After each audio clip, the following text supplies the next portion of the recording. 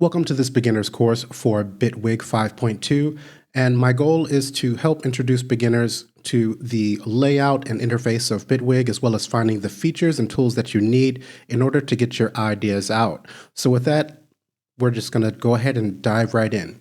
Now, when we launch Bitwig, we have the dashboard that's going to be available immediately, and here at the top we have Quick Start, and we can choose from template projects that are going to get us going with playing keys, synths, drums, etc. Down at the bottom, we have some demo projects. So if you want to see what other folks have done in Bitwig, you can check that out. We then have recent projects, my projects, and templates. So if you want to set up templates, you can access those there. We then have new project, open file, and manage our licenses. We then have a settings tab, and there's some important areas in here that you should be aware of. Just take a look on your own time, but we'll go ahead and cover a few things here. We can choose our language, our display profile if we're using multiple monitors. We can adjust the contrast, and then we can change our mouse behavior here. And transport, we can show a loop region. Under the behaviors here, we can choose to open on start the dashboard as we've already seen, or we can open up a new project, last project. We can also choose to have Bitwig open up a template when we launch. Now, then we also have the default stretch mode, which could be important. So if you're importing audio files into Bitwig, then this is how they're going to be handled. So long samples by default are going to be on stretch HD, short samples on raw, which is basically no stretching is done. And then on record bounce, we have stretch HD. So you can click on these menus and make the adjustments that fits your needs better. Then we have some other information that, again, you can go through on your own time. We have audio, our audio interface. We can select that by clicking on this drop-down menu here, and we can choose from ASIO, or for those on Linux, you can choose Jack.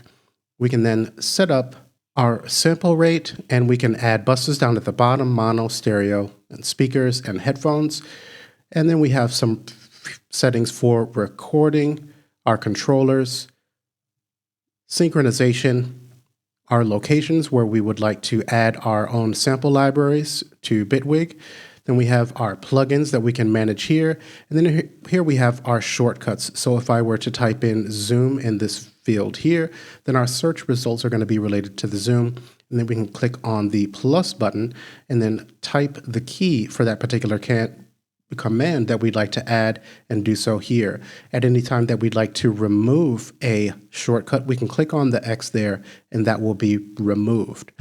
We then have our packages. So Bitwig comes with various sound packages from Bitwig themselves, as well as artists and partners, and we can see everything that's installed here. And when we select on these, we have a description of what that package is.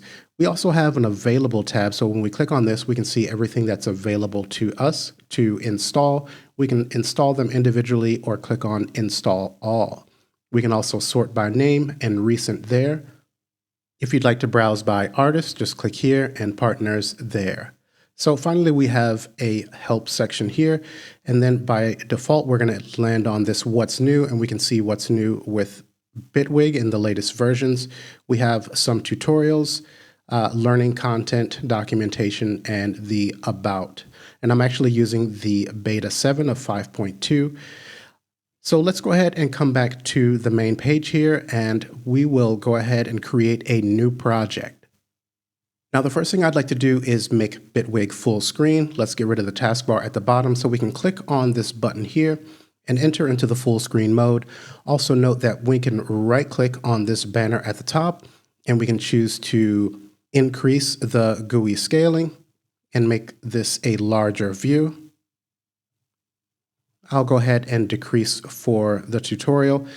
We can also choose from a display profile. Again, if you have multiple monitors, then you can select something that will fit your setup there. Now let's talk about some of the main areas to be aware of within the Bitwig song page here. So at the top, we have our toolbar. Then here to the left, we have our inspector. So if I have a track or item selected within our song, then we're going to see additional details and settings that we can make for that track or device that is selected. We then have our track column with various settings for our tracks, and we'll take a closer look at that in a second.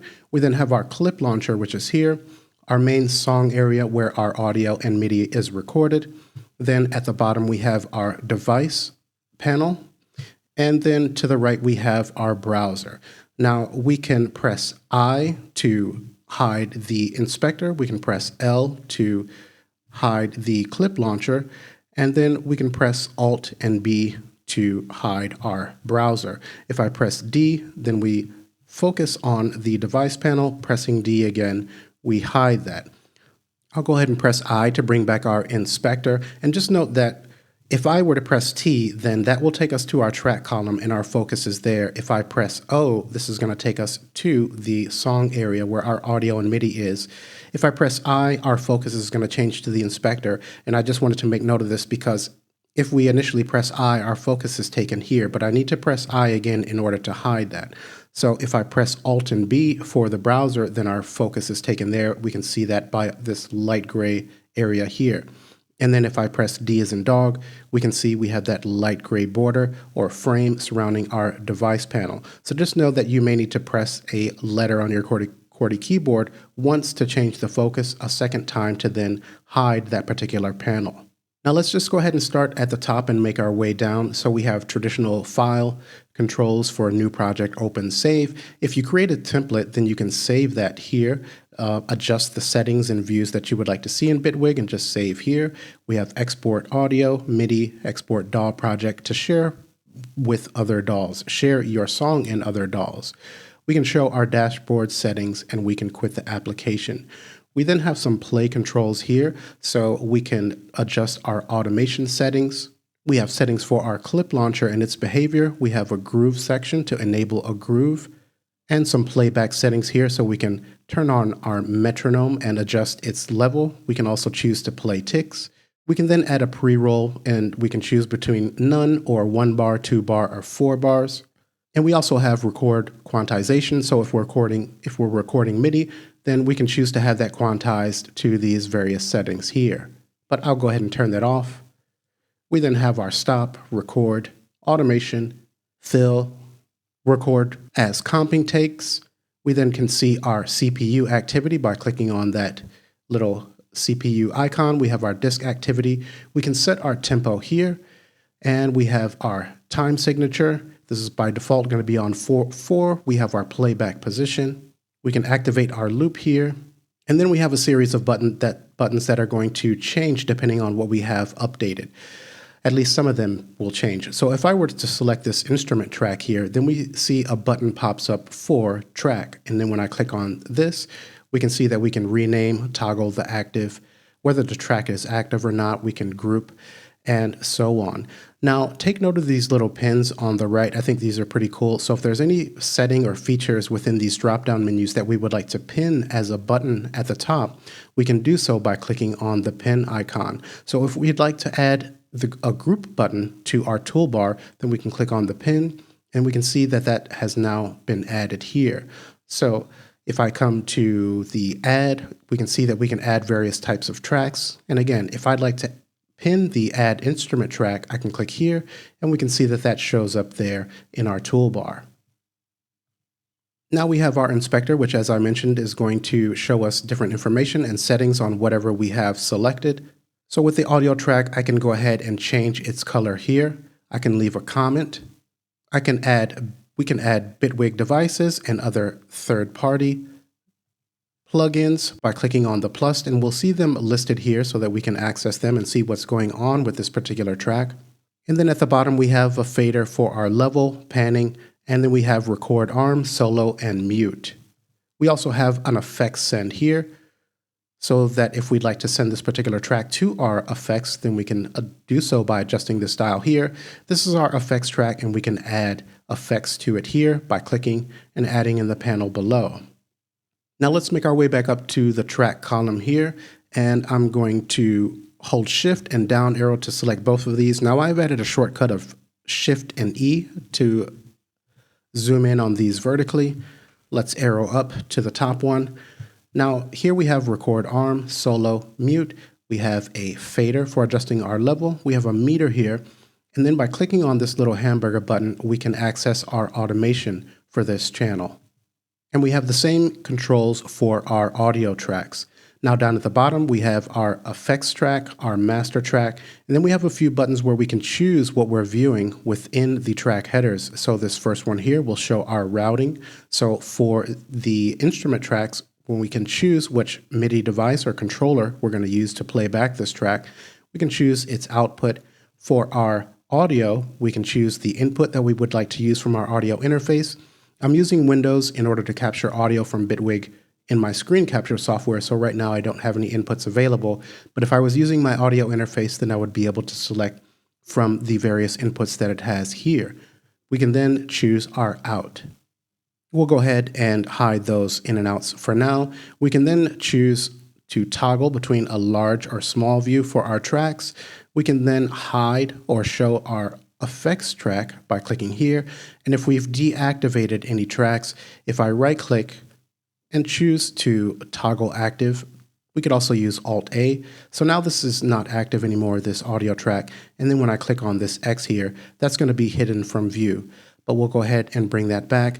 And let's Alt-A to make that active again. Now here we have the main area where our audio and MIDI is going to be recorded. We have a loop bar where we can set up a loop.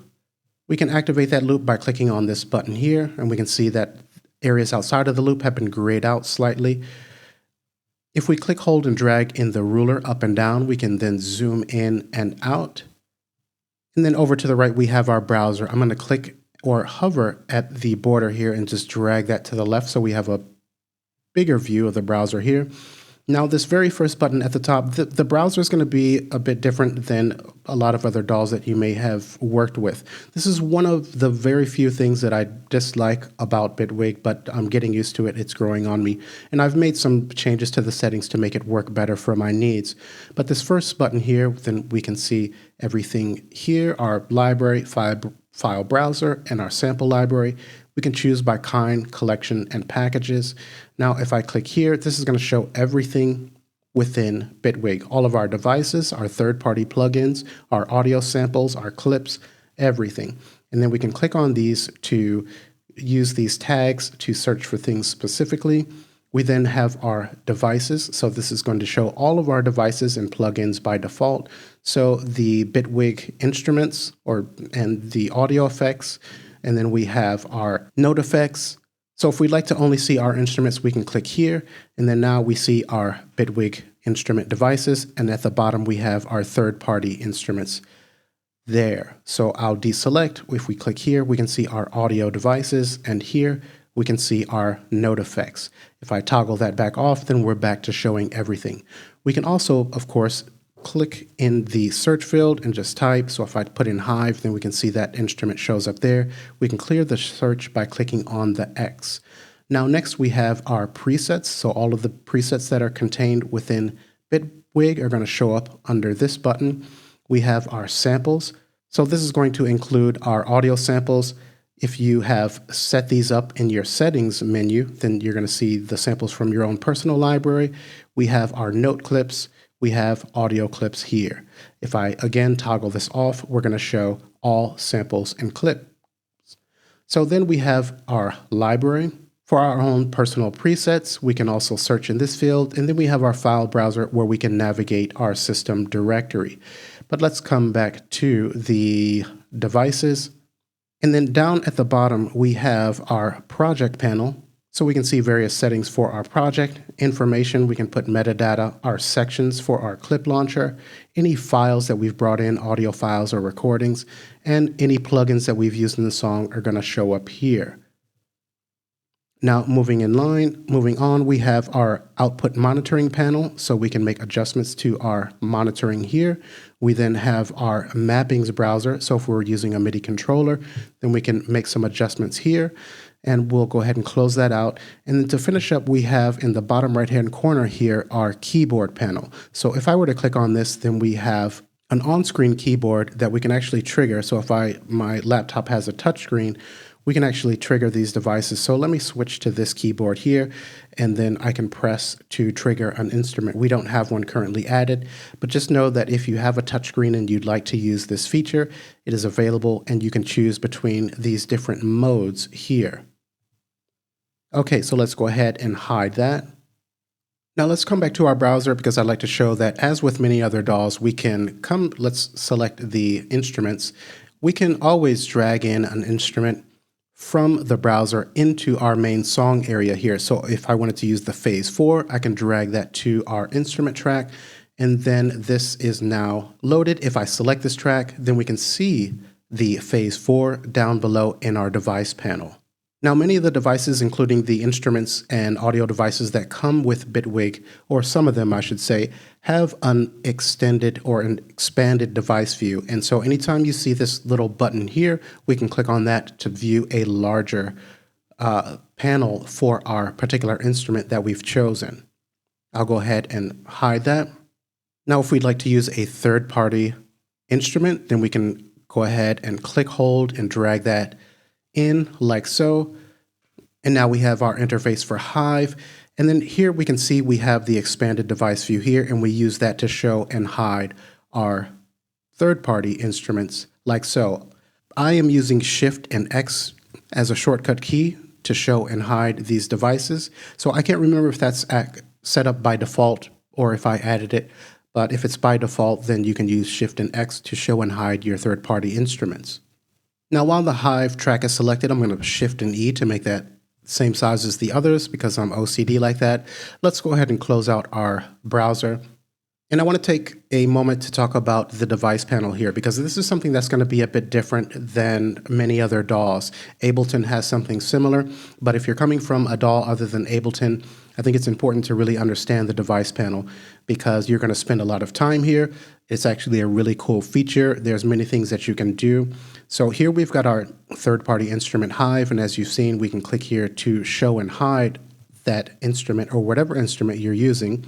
We then have a plus here. So if I click on this, we're automatically taken to the audio effects because typically you'll want to add audio effects after your instrument. And so if I would like to use a compressor, then I can go ahead. Look, we'll just use the new compressor plus. I'll just double click on that and that's going to load up. So now we have a compressor in our chain following our Hive instrument. If I'd like to add another, then we can also search. I'll just put in LIM. We've got our peak limiter at the top. I'll arrow down to select that and press enter. So I'm specifically saying arrowing down and entering because a lot of times we don't even need to leave our QWERTY keyboard in order to perform actions here. And if I were to right arrow, we actually highlight the compressor. So using the left and right arrows, we can select our different audio effects. And we can even go further and select our Hive. And if you take note of the inspector, it's going to change as I right arrow to select the compressor, and we can adjust various settings for it here. And then I can right arrow to the peak limiter, and we have some other settings here. And one cool feature about Bitwig is the help feature. So I'm going to left arrow to select the compressor, and we can see that that's updated in our inspector. So as I mentioned, we can adjust various settings here, but then we have a show help. And if I click on this, we have a help window that pops up. And we have descriptions for each of the parameters. And actually, this is a dynamic help feature. So I can actually adjust these knobs to the compressor that's active in this device panel and read the description and make adjustments so we can learn what these knobs are doing in a much more effective way, in my opinion. Now for this device, we can scroll down and we have some more descriptions, and these apply specifically to the settings in the inspector. I'll scroll back up, but this is just a really cool feature to be aware of. We'll go ahead and close that out. If I were to right click on the compressor, then we can see that we have show item help here. We can also press F1 while it's selected, and we can access the menu in that way as well. And again, as we talked about earlier in the toolbar, these buttons are going to change depending on what we have selected. And we see that we have device here. But if I click on the track, we can see that that goes away. But let's come back to the compressor. I'll click once in the device panel on the compressor to select it. And we see we now have the device button that pops up, and I can click here and activate or perform certain actions for the selected device. Now let's come back to our device panel, and I would like to mention that up at the very top, we can power on and off our various devices as well as our instruments. We can also click on the folder, which is going to be available on all of these, to access the pop-up browser. And this is really nice because we can just use the down arrow to come through and choose different presets. So for instance, if we come to the compressor and I click on the folder here, these are all of the presets that are available for our compressor. I can just press the escape key to escape out of there. We then have the name of our device, and if we click on the header here, it's going to collapse that device so we can kind of clean up things if we have a lot of effects in our chain. We then have our expanded device view, and for the compressor, this one does have a expanded device view with additional controls. We can then hide that by clicking again. We then have this circular button where we can show remote controls. These are basically macros that we can assign to various parameters on our device or instrument. So in this case, our third-party instrument, Hive, we can show the remote controls, and we can click on the plus and then click on these little buttons here, and then assign a macro to various parameters that are contained within Hive. I'm going to turn that off, and let's just talk about this section here. So we're going to see all of the different parameters that are available for Hive, and we can actually search in this field here. So if I type in cut, we can see the cutoff buttons there. Let's clear the search by clicking on the X, and anything that I select, so let's just say we'll go back with the cutoff. If I click on the knob here, then you'll see up at the top, it's going to change to cutoff.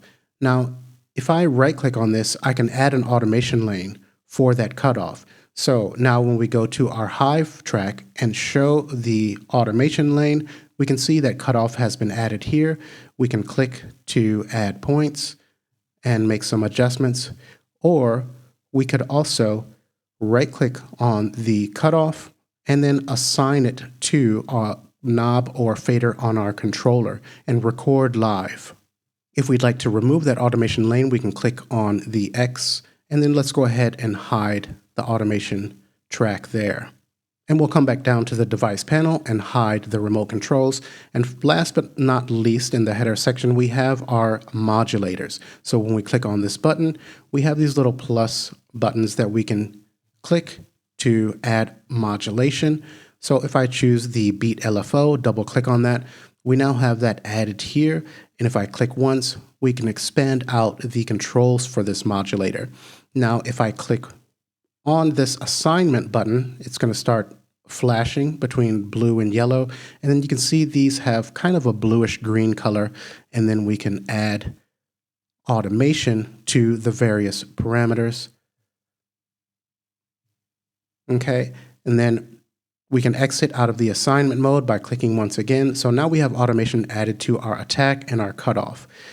If we'd like to remove, we can right click on the button. We can see the automations that are the modulation that has been assigned and click on the X to remove. Let's come to our cutoff. I'll right click, and then we can remove the beat LFO from it as well. Now we can continue on adding modulators, as many as we'd like. Once we fill the first three, then we can see that we have another bank that we can continue on. Clicking once, we expand out those controls for actually I'm clicking on the assignment. So not all of the modulators are going to have panels, but if you'd like to see them, you can just click once, and when you see the white frame, then you know that that's expanded out. If I'd like to see multiple modulator parameters at one time, I can hold Alt and then click, say, up top here, and now I can see a panel for our beat LFO and then for our curves at the bottom. Clicking once, we're now just showing the one. If we'd like to remove our modulators while we have the white frame around, we can just press delete or backspace. We'll go ahead and remove that. Now this one is highlighted, we'll go ahead and remove that. And then we can go ahead and hide our modulators here. Now the modulators are going to be available for our audio effects as well. Same button, and we can work with those in the same manner. Now something important that I'd like to mention is that I've added these effects in the chain in our device panel for the Hive, but we can also nest effects within the Hive device here as well. So let's actually click once to select our peak. I'll press backspace to remove. Our compressor is now selected. Let's backspace to remove. Now here we have a little arrow, right facing arrow. If I click on this, then we're going to be adding effects and nest them inside of our Hive device. So now if I click on the plus, let's type in convolution, down arrow, press enter. So now we see this little blue bracket, and this lets us know that this effect is nested within our Hive device. So now this arrow is orange. We know something's there. If I click on that, and that's going to go away. And this is important because if we were to come to the, actually let's escape out of there and right click. If we've made some changes to the Hive and to our audio effect as well, and we'd like to save that as a preset, then the device, that convolution reverb, is going to be saved along with Hive in this nested device to our preset library. So I think that's a really awesome feature. Now let's come up to the phase 4, to one of the native instruments, and we can see that we have the same controls here. And for the instruments that are included with Bitwig, we can actually click on the effects, and then when we click on the plus, let's just select the blur by double clicking.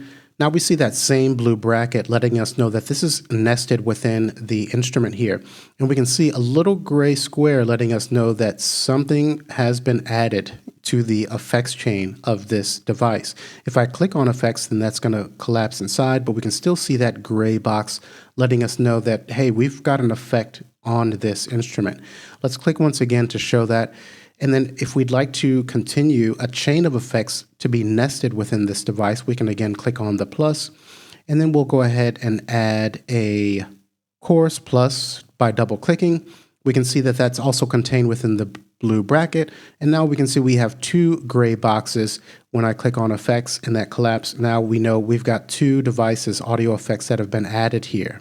But we can still add effects outside that will not be nested within our instrument. So if I double click on the amp, we see there's not a third box here because this is outside of our instrument. But again, if we were to right click on our instrument and save this preset to our library, it's going to include these nested instruments. Let's select our amp, backspace to remove that out. Now above our effects section, we have a note section, and when we click on this, we also have a blue plus here, and this we can add note effects here. So let's choose the echo and double click on that. Now this is going to take the incoming Midi information and alter it in various ways depending on the note effect that you choose. And again, we can see that gray box indicating that we have a note effect that's been applied to this instrument. I'll click once to view that. And of course, we continue on by clicking the blue plus to add even more note effects to this instrument. And of course, if we right click on our instrument header and save the preset to the library, that's going to include these note effects along with our audio effects as well. Now, as we've seen, when we have a device selected, we're going to see other settings and parameters for that device within our inspector. But I want to make a quick note that if I come to the modulator section and click on the plus to add a modulator, let's go ahead and just choose the classic LFO by double clicking. And then I'm going to click on the assignment button here. We can see that everything has that bluish color, letting us know that we can make an assignment. If I come to the shape and take that up, and then let's exit out of the assignment mode. Now take note in our inspector, while the classic LFO is selected, we can see the parameters that have been assigned to it. And we can actually click and drag up and down here to adjust the depth of that particular effect. We can actually introduce a curve so we can see the different options that we have here. And if we'd like to remove it, we can click on the X. Also, if I click once on the phase 4 header to make this device active within our inspector, we can see our modulator assignments here as well. So here we have the classic LFO, and we can see the particular parameter that it has been assigned to, or parameters, and we can adjust its depth here, and we can click on the X to remove that assignment. So now our shape is no longer being modulated by the classic LFO. Now I'd like to add the drum machine because I think this is a particularly cool device. So the way that I typically add instruments within Bitwig is I'm going to press T as in Tom, which takes our focus to the track column here. And I'm going to use the down arrow to come to the very last track because I'd like to add the drum machine after this one. So I'm going to press Control T to add a instrument track. I'm going to Shift and E to make that larger. Again, I added that particular shortcut myself. I'll press D as in dog to come to the device panel, B as in boy to open up the pop-up browser, and I'm going to type in DRM. There's our drum machine. I'll press enter once to select that, enter again to get rid of our browser. Now here is our drum machine, and we can add samples to the drum machine by clicking on the plus. And I have specifically set this up to go to my own personal sample library when this browser pops up.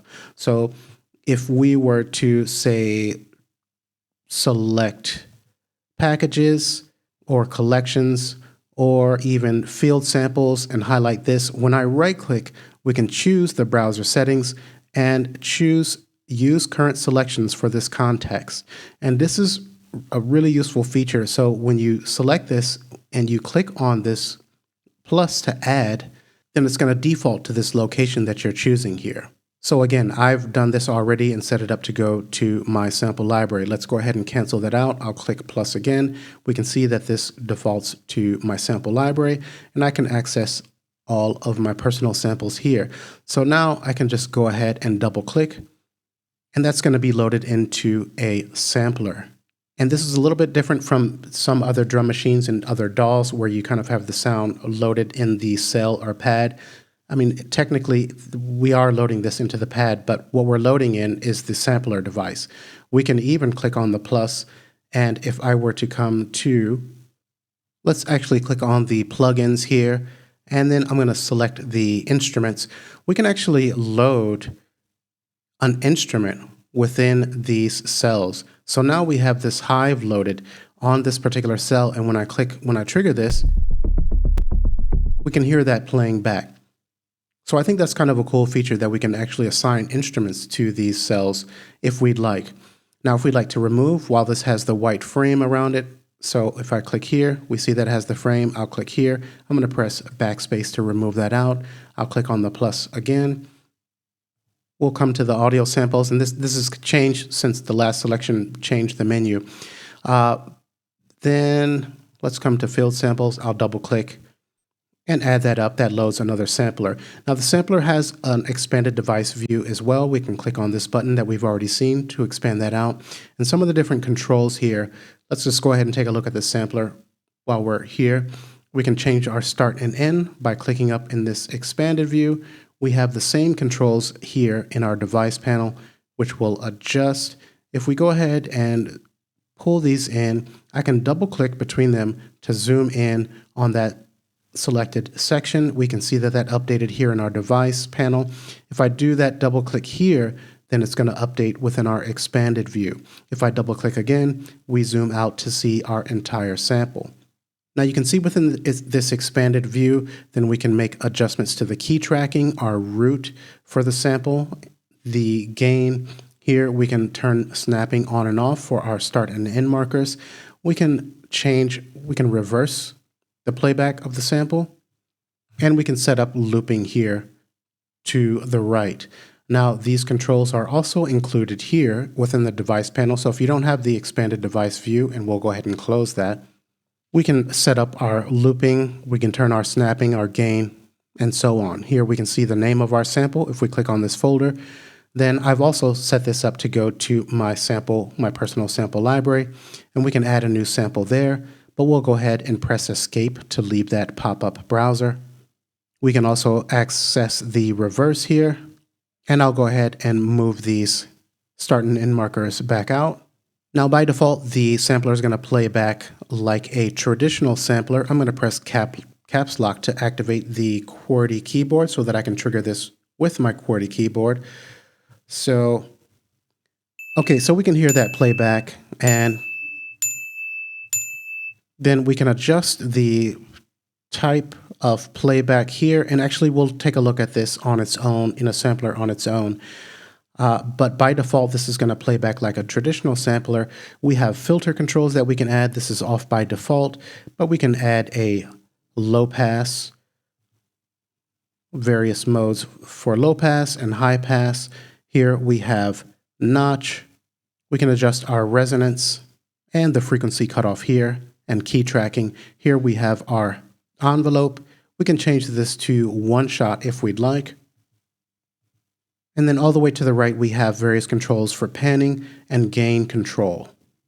Now, as we've already seen, we can also add note effects to our sampler device, and we can also add audio effects here. Now, we also have a release button here. Now, when we click on this, we can add a device that's going to be triggered once we release our key on our MIDI controller. So if you'd like to have another device triggered once you release, you can add that to the release section. We'll go ahead and hide that.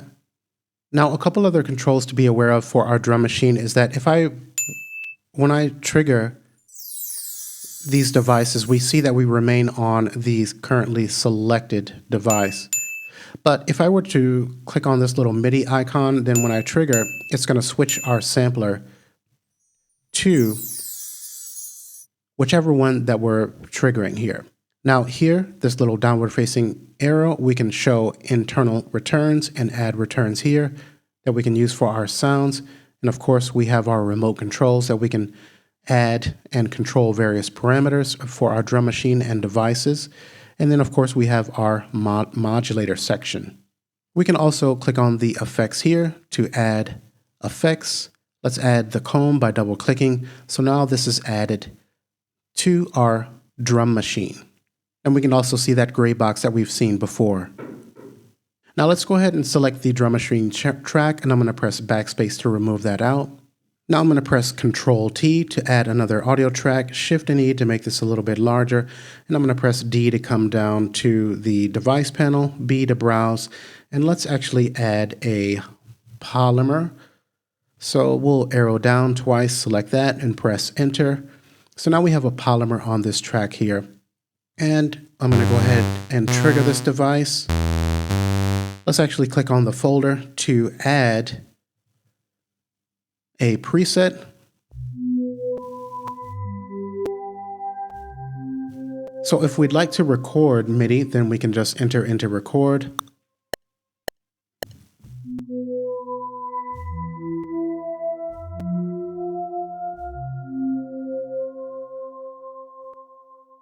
And I'll press spacebar to stop. And now we have this MIDI recording within our main view here. And when I select this, we can see that, as we've talked about in the inspector, that's going to update to show different settings that we can make to this device. And all of these are a bit beyond the scope of this beginner tutorial, but just know that we can change the color of our clip. We can see its position, its length, and so on. Anytime that we'd like to adjust our clips, we can hover at the top, and then we can click, hold, and drag like so. If we'd like to edit the MIDI information that we've recorded, then we can double click on the header here, and then we open up the edit panel here. And then we can click hold to select these particular notes. And of course, we can come to the edges and adjust their lengths like so. While it's selected, I can use the up and down arrows on my QWERTY keyboard to change the pitch. If I hold shift and up arrow, down arrow, then we change by octave.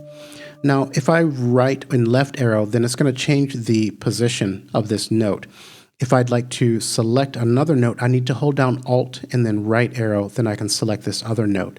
If I hold down Control and left or right arrow, then we lengthen or shorten the selected note.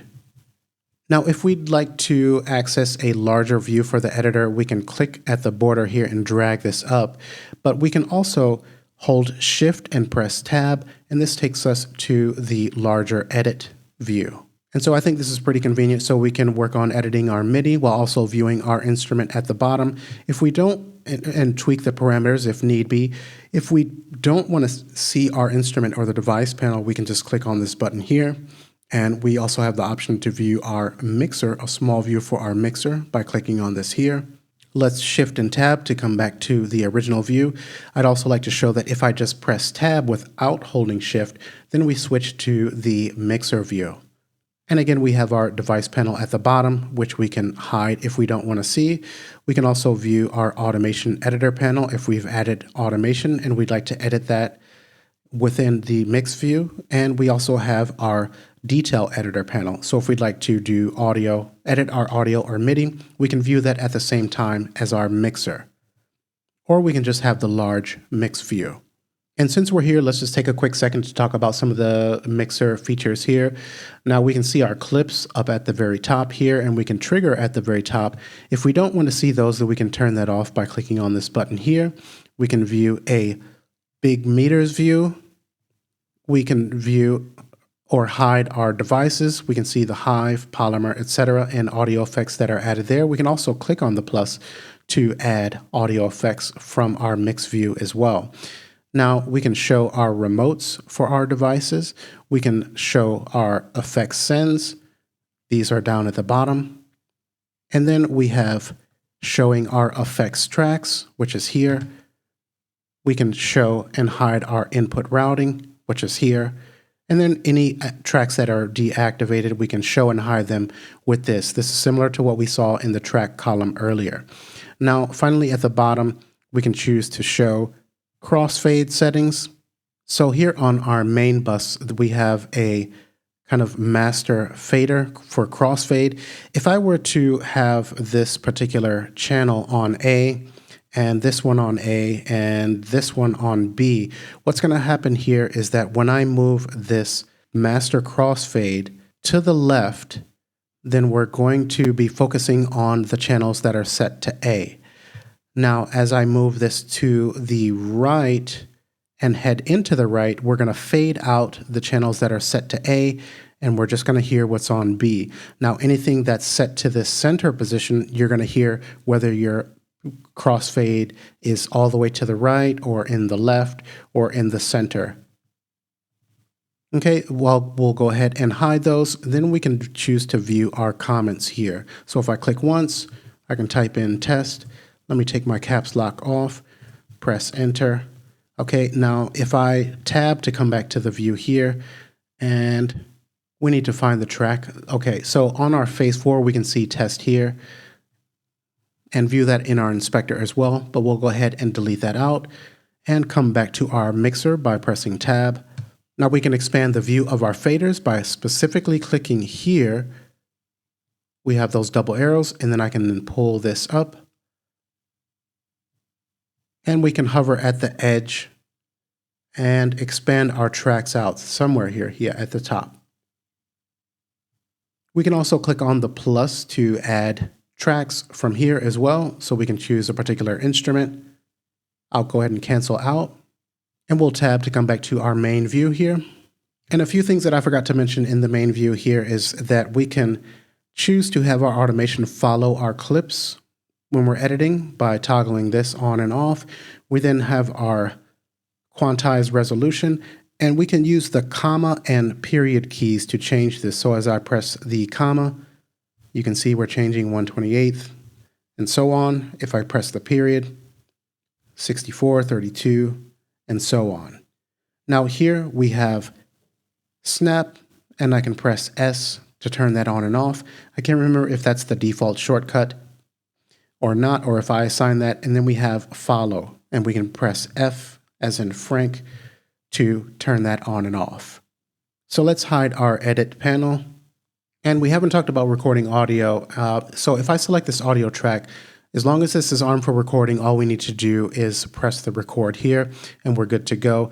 Now I've set this up so that it's going to immediately record once I press here, and that is a setting within the dashboard here. So if we click on the Bitwig logo there, and then come to the settings, and I believe here under audio, or actually recording. So start transport on record. I believe I specifically check this. If you press record, here, in the default mode, you'll need to press play in order to enter into record. But as long as your track is armed for recording, you can enter into record, and you'll have your audio just as we saw with the Midi here. I cannot arm this because I'm using Windows Audio, so I don't have any inputs available to record on. Now, once you've recorded all of your audio and MIDI and you've done your mixing and you'd like to export, as we saw earlier in the tutorial, we can come to File and then choose Export Audio. And then we have various options that we can make use of here. And we can choose to export multiple formats at the same time by selecting up above. But we'll go ahead and cancel out of here. Now, to finish up the tutorial, we're going to talk about probably my most favorite thing in Bitwig, and that is the grid. So I'm going to select the last track here. I'm going to press Control T, and let's Shift E to zoom in vertically. I'm going to press D to go to the device panel, B for our pop-up browser, and type in Polygrid. Let's arrow down, enter to accept that.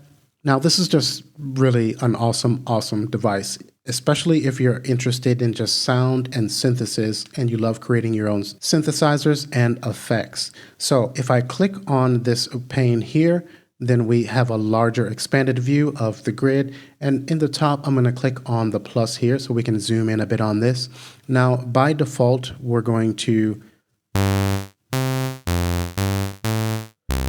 have our default sound, which is set to the unison oscillator.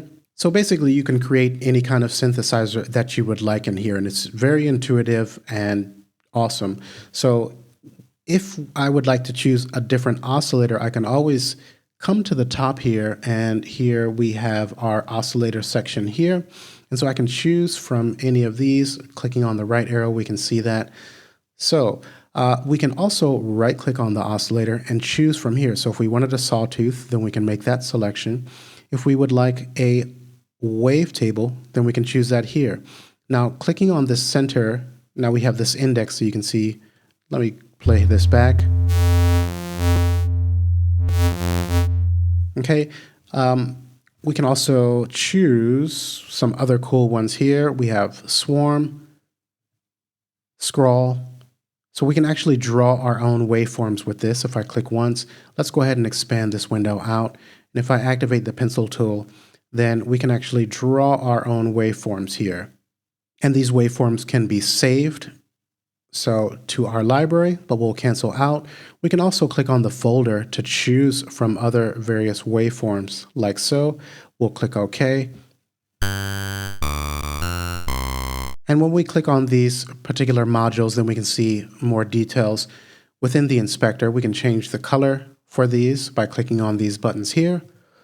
Now, what about a filter? Filters are typically used in synthesizers, so we can come to the filter section here, and then here are all of our options, and actually, I think these sound pretty amazing. I really do. So we can choose the low-pass MG, which is kind of inspired by the Moog, and I can just click, hold, and drag that to the output of this oscillator. Now, this is automatically going to be added and connected to our polygrid.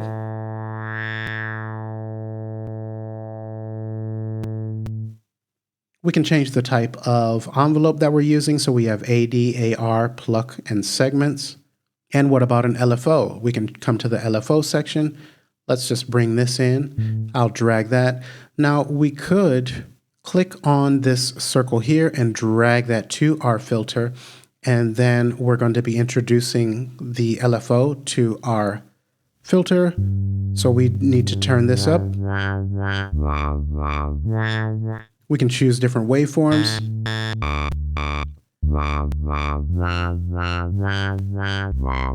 And adjust the depth of that. Change the polarity there.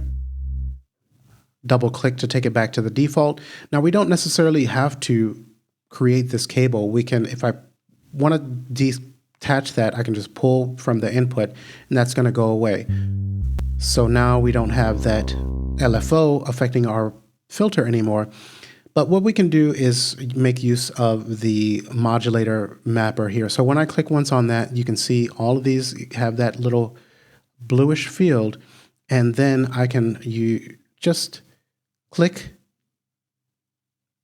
and introduce our LFO in that way. So now we don't need to have a cable going across our oscillator here.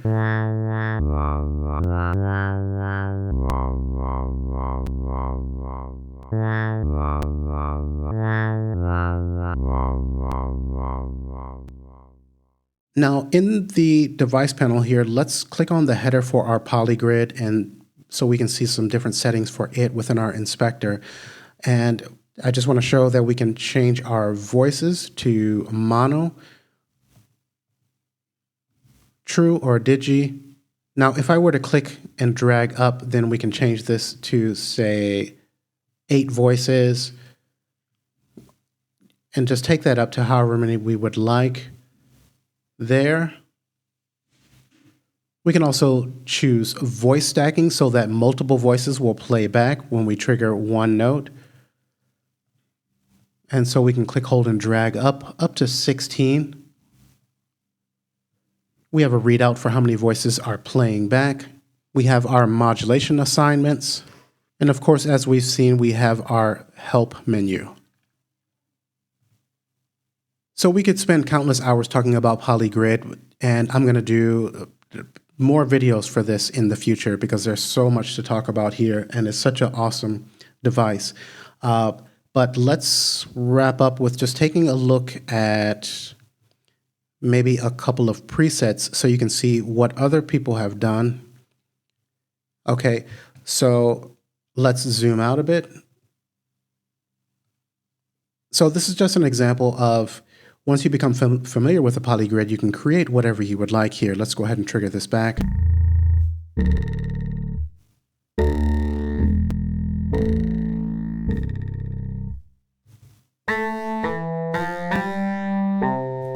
And as we've seen with our other devices and instruments, we have the note effects. We can add those there. Also other effects. And this preset, the individual has already added, and you see those gray boxes letting us know. So we can click on the effects to expand that out and see the various effects that have been added to this preset in polygrid. Now we can also detach our expanded view by clicking on this up arrow there, and even make this totally full screen. So if we'd like to have fun for hours playing around and creating different synthesizers, we can go ahead and do that in this really large view and just get lost in that. Now, polygrid, not only can you make your own synthesizers in here, but you can make your own audio effects and you can make your own note effects. So there's a tremendous, tremendous amount of power in this device. Okay, so we've gone on for quite a while, guys. I think we'll wrap up here. So I hope this video has been useful for beginners getting started and finding your way around and understanding the different features and settings within Bitwig. There's more tutorials to come, so definitely be sure to stick around. If you have any questions, feel free to leave them in the comment section, and I have other tutorials for Bitwig, so definitely check out my channel if you'd like to learn more. And otherwise, I will see you in the next tutorial.